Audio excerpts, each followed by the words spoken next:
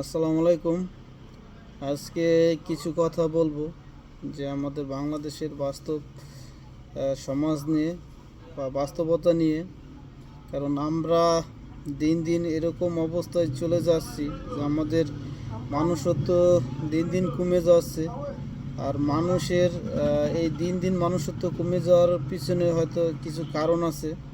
এই সমস্ত কারণে হয়তো যারা মানুষকে ভালোবাসতে চায় বা উপকার করতে চায়, হয়তো তারাও এখন এর থেকে পিছনে চলে যাচ্ছে।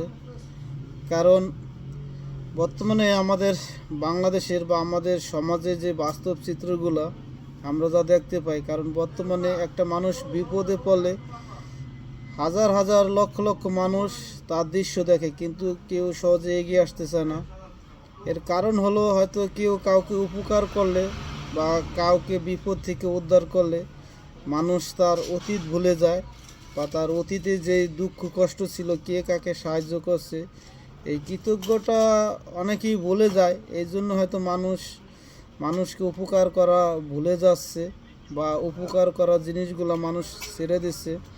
কারণ দিন শেষে যারা উপকার করে বা কাউকে আপদ বিপদ থেকে রক্ষা করে, হয়তো দিন শেষে তাদের বিপদ বা তাদের সমস্যা কেটে গেলে হয়তো যারা তাদের দুঃখের সময় বা কষ্টের সময় তাদেরকে সাহায্য করে বা সঙ্গ দেয়, তখন তাদেরকেই মানুষ ভুলে যায়।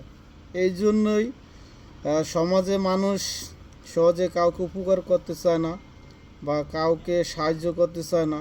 কারণ যে সমস্ত মানুষরা বিপদের সময় কাউকে সাহায্য না করে, বা তারাই দিন শেষে তাদের সাথে ভালো সম্পর্ক থাকে। আর যারা একজনকে উপকার করে বা বিপদ আপদে সাহায্য করে, হয়তো তারাই মানুষের কাছে একসময় দোষী হয়ে যায়। এই জন্যেই হয়তো আমাদের বাংলাদেশের চিত্র এরকমই দেখা যায়। কারণ শহর গ্রামে সব জায়গায় একই ক্ষেত্র। কারণ মানুষ কোনো দুর্ঘটনায় পড়লে বা বিপদে পড়লে মানুষ এখন সাহায্যের দিনে ছবি বা সেলফি নিয়ে বেশি ব্যস্ত থাকে। কারণ মানুষ বোঝে যে এখানে উপকার করলে ঝামেলা, এই দিনে দূরে থাকাই ভালো। হয়তো আমরা বা সমাজে কিছু কিছু মানুষ আছে যারা অতীত ভুলে যায়, বা তাদের অতীতের যে দুঃখ কষ্ট সেইগুলো হয়তো তারা ভুলে যায়। এই জন্যই মানুষকে সাহায্য করতে চায় না। আর দেখেন অনেকেই বর্তমানে অনেক ভিডিও বা সমাজচিত্র আমরা যা দেখি, যে একজনকে মারতেছে, হাজার হাজার লোক দাঁড়িয়ে দেখতেছে বা এরকম। কারণ কেউ কাউকে ভালোবাসে না, কেউ এগিয়ে আসতে চায় না। কারণ কাউকে উপকার করলে হয়তো পরিশেষে হয়তো সেই দোষী হয় বা সেই বিপদে পড়ে। আর যাকে উপকার করে দিন শেষে যে যাকে মারছে তারাই মিলে যায়, হয়তো যে উপকার করে সে দোষী হয়। এই জন্য হয়তো মানুষের বিপদ দেখে কেউ এগিয়ে আসতে চায় না। আর আমরা হয়তো অনেকেই দূরে থেকে বলি যে মানুষ এত পরিবর্তন হয় কেন।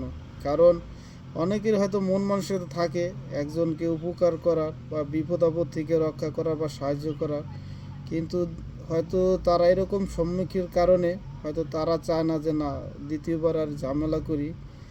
আর আমাদের সমাজে অনেক লোক আছে যে তারা বিপদের সময় কে তাকে সাহায্য করলো, কে উপকার করলো, এই জিনিসগুলো ভুলে যায়। এই জিনিসগুলো ভুলে যাওয়ার জন্যই হয়তো আমাদের দেশে বা সমাজে বা পরিবারে এই সমস্যাগুলো দেখা দিতেছে। কারণ অতীতের যে মানুষের যে ভালোবাসা ছিল, বর্তমান যুগে সে ভালোবাসা নাই।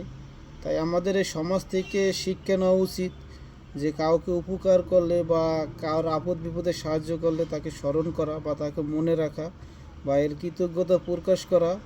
আর না হলে আমরা দিন দিন যে এই সামনের দিকে এগেছি, তাতে আমরা পশুর থেকে অদমে নিচে নেমে যাচ্ছি। হয়তো সংবাদ বা নিউজ অনেকেই বলতে পারে, কিন্তু সমাজের বাস্তব চিত্র নিয়ে অনেকেরই কথা বলা উচিত, আর এইগুলো নিয়ে কাজ করা উচিত। কারণ এতে হয়তো মানুষ কিছুটা উপকার হবে।